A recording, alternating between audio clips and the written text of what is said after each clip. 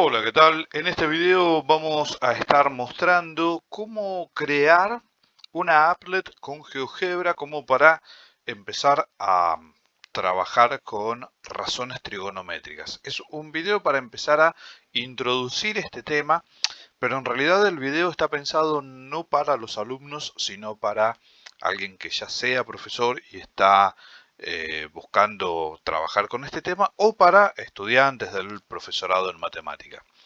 Porque lo que vamos a trabajar es cómo se construye, ¿sí?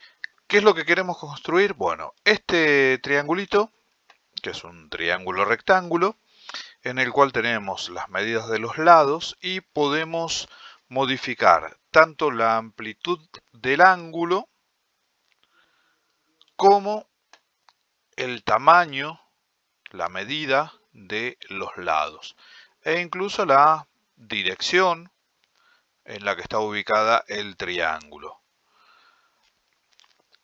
Entonces, lo que vamos a hacer con este triángulo, que es susceptible de movimientos sin que pierda la característica de ser un triángulo rectángulo, es que después vamos a empezar a trabajar con qué ocurre con las proporciones entre los diferentes lados, que sabemos que en un triángulo rectángulo reciben nombres específicos. Entonces, por ejemplo, acá lo que podemos plantear es la proporción que existe entre el cateto opuesto y la hipotenusa. ¿Qué pasa con esta proporción cuando el triángulo sufre una modificación en su tamaño, es decir, los lados cambian de longitud? ¿Qué ocurre con esa proporción? ¿Y qué ocurre con esa proporción cuando lo que cambia es la medida del ángulo, ¿sí? Entonces, la idea es que los propios alumnos puedan manipular esto y puedan sacar sus conclusiones. Después, cómo se trabaje, bueno, eso ya va a depender de lo que le guste a cada profesor o lo que se le ocurre.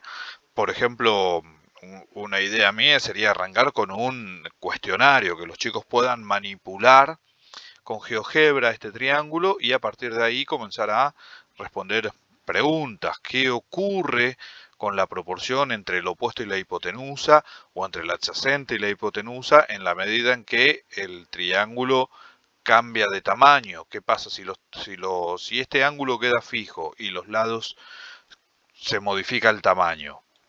¿Cambia la proporción? Si yo lo giro, lo pongo mirando para otro lado, ¿cambia la proporción? Y si cambio este ángulo, ¿qué ocurre con estas proporciones? ¿Qué ocurre con la razón, digamos? ¿Sí? ¿Cómo se mueve y en qué, digamos, cómo es ese movimiento? Bueno, se puede trabajar de muchas maneras. Yo lo que voy a enseñar en este video es cómo hacer la construcción. Después cada profesor va a tener su propia impronta y va a utilizarlo de la manera que le parezca más conveniente, ¿sí? Como digo, esto es como para empezar a introducir la cuestión de las razones trigonométricas. Yo acá no hablo de senos, no hablo de cosenos, simplemente hablo de qué es lo que ocurre con la proporción de los lados. Y después, a partir de ahí, se trabaja con todo el resto de temas, incluso puede esto servir como para introducir también más adelante funciones trigonométricas. Pero bien, vamos a empezar a trabajar con la construcción. Para poder trabajar con la construcción vamos a borrar esto, vamos a abrir un archivo nuevo y este vamos a descartarlo, porque en total lo vamos a hacer de vuelta. A mí me gusta trabajar con con el GeoGebra clásico. Cuestión de gusto personal, ¿sí? Y bueno, para empezar a hacer nuestra construcción, lo que vamos a sacarnos de encima es todo el eje cartesiano, porque no lo necesitamos. Entonces vamos a eliminar los ejes y vamos a eliminar también la cuadrícula, sin cuadrícula, directamente campo plano, hoja en blanco. Para empezar la construcción del triangulito, vamos a generar dos puntos. Como nosotros queremos que tenga movimiento, pero que en ese movimiento no pierda la condición de tener un ángulo recto, entonces vamos a tener que ser cuidadosos con cómo lo construimos. Dos puntos que van a ser los vértices, una recta, esto podría ser también un segmento, no importa porque después la vamos a ocultar, que pase por A y que pase por B. Como yo voy a querer que el vértice, digamos el ángulo que corresponde al vértice A tenga movimiento y yo ese movimiento lo pueda controlar, lo que vamos a hacer es crear un deslizador para trabajar ese ángulo, ¿sí? Por defecto el deslizador siempre viene como número, pero nosotros vamos a trabajarlo como ángulo. Y el ángulo ya me tira un nombre con una letra griega, ¿sí? Y me tira un movimiento desde 0 hasta 360 con un incremento de 1 grado cada vez. Yo no quiero 360 grados, con 90 grados me alcanza y el incremento de 1 grado está bien porque igual es para que se vea, no es necesario trabajar con grados, minutos y segundos. Con grados alcanza. Entonces le damos OK, se nos creó nuestro deslizador que por defecto queda en 45 grados, pero eso después se va a modificar desde 0 hasta 90. Cuestión importante, si este ángulo mide 0, no tenemos triángulo. Y si mide 90, no tenemos triángulo rectángulo porque en B voy a poner un ángulo recto también. Entonces no serviría para el triángulo, pero sí me viene bien que el ángulo vaya desde 0 hasta 90, como para después poder empezar a trabajar con lo que tiene que ver con funciones trigonométricas, donde ahí ya nos pasamos de los 90 grados, nos salimos del triangulito clásico y podemos trabajar con ángulos de cualquier amplitud. Bien, vamos entonces a hacer que acá en el vértice A haya un ángulo del cual yo pueda manejar su amplitud utilizando este deslizador. Entonces vamos a venir a esta herramienta de ángulo y vamos a utilizar la que dice ángulo dada su amplitud. Entonces, como yo quiero que el vértice A sea donde está ubicado el ángulo, arranco tocando el vértice B, siempre tengo que tocar primero el lado y después lo que va a ser el vértice del ángulo. Entonces acá me pide cuál es la amplitud que le quiero dar al ángulo. Yo la amplitud que le quiero dar es la amplitud que me dé este deslizador. Entonces acá no le voy a poner ese 45 grados que me viene predeterminado, sino que voy a usar este tecladito que me permite usar letras griegas. Entonces ahí mi ángulo va a ser alfa, es decir, va a ser lo que me dé este deslizador. Sentido antihorario o sentido horario. Si por ejemplo, a ver, yo quiero que el ángulo esté ubicado acá y que se abra en esta dirección. Entonces sentido antihorario me viene perfecto. Si lo quisiera ubicar acá y quiero que se abra así, voy a poner sentido horario. Pero no, bueno, sentido antihorario es lo que yo necesito en este momento. Le doy OK y acá se me armó un ángulo de 49 grados, que es lo que tengo acá. Que como ven yo lo puedo manipular y lo puedo abrir o cerrar. Me generó también un punto B' como para poder completar el triángulo. No importa, después eso lo vamos a ocultar. Vamos a armar una recta que pase por A y por B'. Y después, como yo acá sobre el vértice B quiero ubicar mi ángulo recto, entonces vamos a utilizar la herramienta perpendicular que me aparece acá. Y vamos a hacer clic en esta recta, en la recta F, en la recta que pasa por A y por B. Y vamos a hacer clic en el punto B para que sea el vértice donde está ubicado el ángulo recto. Entonces acá ya se ve que quedó armadito un triángulo rectángulo que se puede modificar moviendo este deslizador. Pero bueno, para que se vea mejor el triángulo y podamos sacar todas estas rectas, vamos a utilizar la herramienta polígono. Y para usar la herramienta polígono voy haciendo clic sobre todos los vértices. Acá yo no tengo el vértice, pero hago clic bien acá en la intersección y ya se forma un punto C. También podría utilizar la herramienta de intersección, pero no hace falta. Y para poder cerrar y que se forme realmente el polígono, tengo que volver al primer vértice que toqué. Ahora sí se armó el triángulo, que cuando yo muevo el deslizador, el triángulo se mueve y está bien armado. Si muevo el punto B, también se mueve. Entonces, todas estas rectas que lo único que están haciendo es ensuciar la imagen, las puedo ir borrando. A ver, puedo borrar la recta H que está acá. Para ocultarla, puedo o hacer clic acá y sacarla, que sea sacarle, digamos, desclicar lo que dice objeto visible. O puedo mirar, por ejemplo, para esta recta G, puedo venir acá y donde me aparece este circulito que está pintado, le hago clic. Cuando se pone en blanco es que está oculto. Ese punto B también me molesta, no lo quiero, lo oculto así. Y la recta que pasa por A y por B, que es la recta F, también la oculto.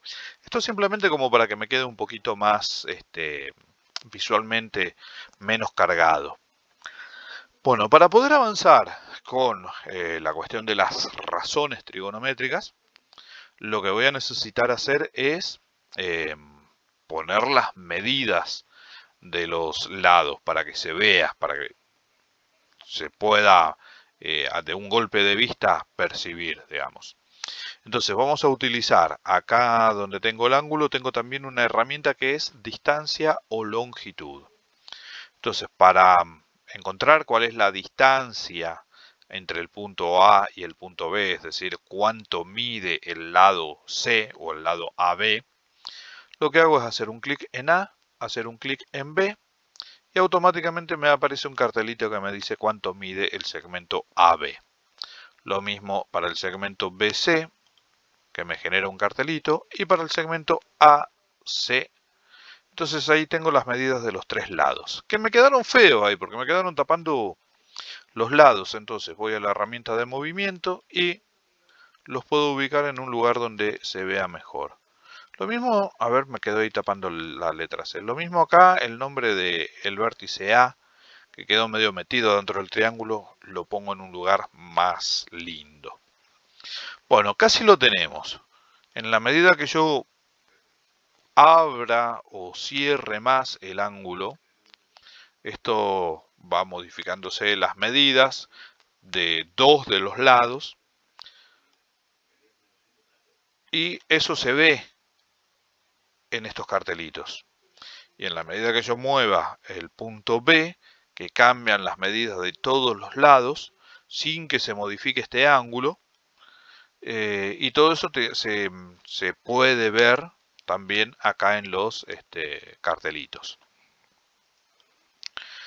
Pero decir lado A o decir lado BC para trabajar después con trigonometría no me queda tan cómodo. Me resultaría mucho más cómodo que yo a este lado, que en referencia a este ángulo es el cateto opuesto, lo voy a llamar opuesto. Le voy a poner simplemente op, porque es después lo que yo escribo en el pizarrón cuando trabajo este tema. El que quiera ponerle opuesto puede ponerlo opuesto. El que usa, por ejemplo, poner CO por cateto opuesto puede hacerlo. Esto simplemente le estamos creando una variable para ponerle un nombre que después sea más fácil de recordar por los alumnos, ¿sí?